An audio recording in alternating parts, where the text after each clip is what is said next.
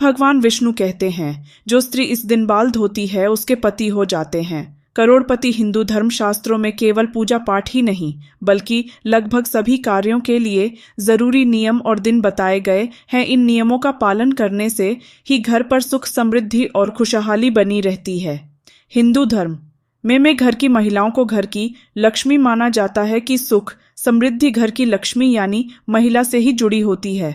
ऐसे में यह बेहद ज़रूरी होता है कि घर की महिलाओं को शास्त्रों में बताए इन नियमों का पालन ज़रूर करना चाहिए। अगर महिला अशुभ कार्यों को करती है या नियमों का पालन नहीं करती तो इसका प्रभाव घर परिवार पर पड़ता है और घर की सुख समृद्धि से लेकर आर्थिक स्थिति तक प्रभावित होती है। नियमों में एक है बाल धोने के नियम और दिन कौन सा है? वह खास दिन जिस दिन अगर घर की महिलाएं बाल धो ले तो पूरा घर हो जाता है धनवान। साथ ही हम जानेंगे दोस्तों कि अगर किसी भी खास त्योहार पर महिलाएं बाल ना धो सके तो वह क्या उपाय कर सकती हैं।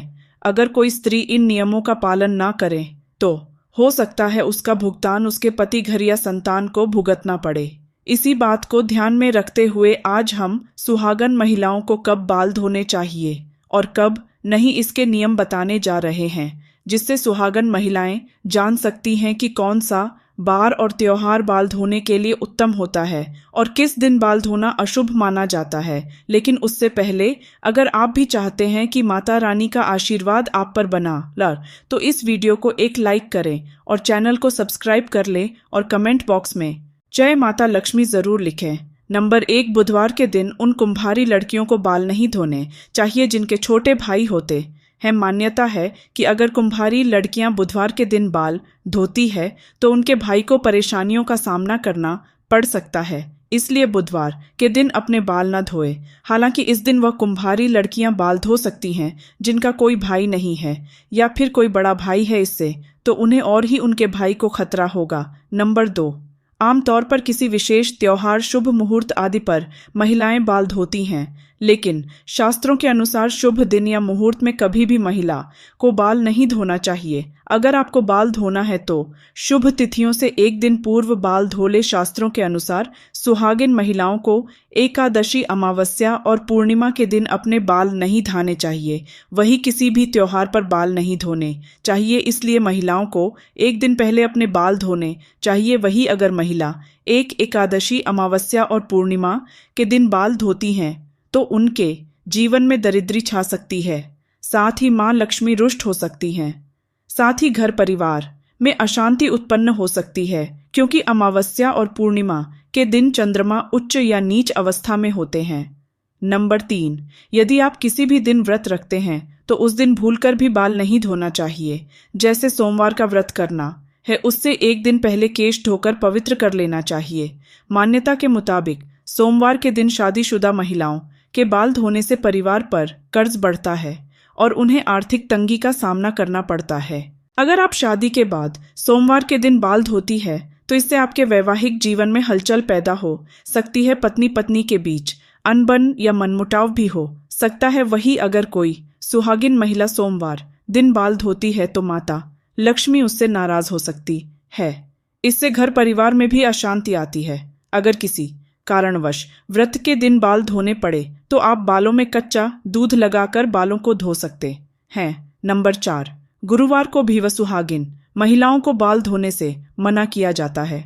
ऐसा माना जाता है कि गुरुवार के दिन बाल धोने से पति की आयु कम होती है, संतान संबंधी समस्या भी रहती है। ऐसा करने से घर परिवार में बरकत नहीं रहती है, साथ ही कई प्रकार की आर्थिक परेशानियां भी झेलनी पड़ती हैं।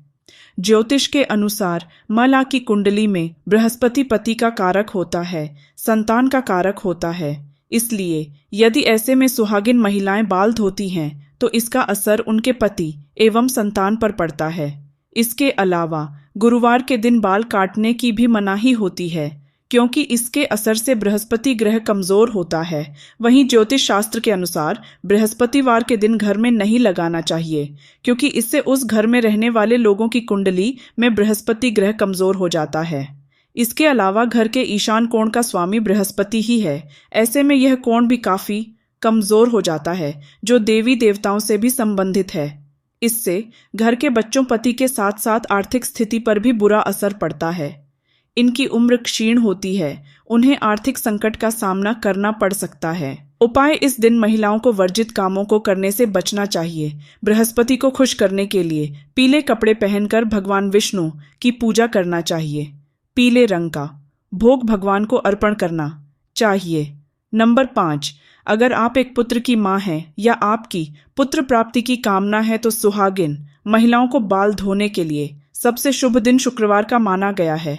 शुक्रवार को सिर धोने से मां लक्ष्मी प्रसन्न होती है, घर में बरकत रहती है, कभी भी आर्थिक तंगी का सामना नहीं करना पड़ता है।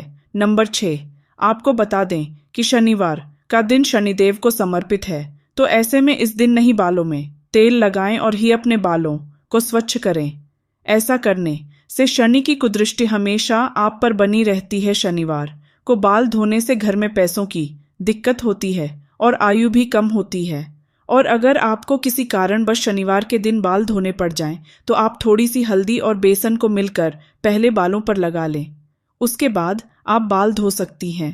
नंबर 7, शुक्रवार के दिन बाल धोने के लिए सबसे ज्यादा शुभ माना जाता है। शुक्रवार का दिन मां लक्ष्मी को समर्पित है। हिंदू धर्म के अनुसार शुक्रवार के दिन बाल धोना शुभ होता है। इस दिन महिलाओं के बाल धोने से मां लक्ष्मी और शुक्र देव की कृपा प्राप्त होती है, साथ ही आर्थिक उन्नति भी होती है। वहीं बात करें शुक्रवार के दिन नाखून काटने की, तो ज्योतिष में इस दिन नाखून काटना शुभ माना गया है।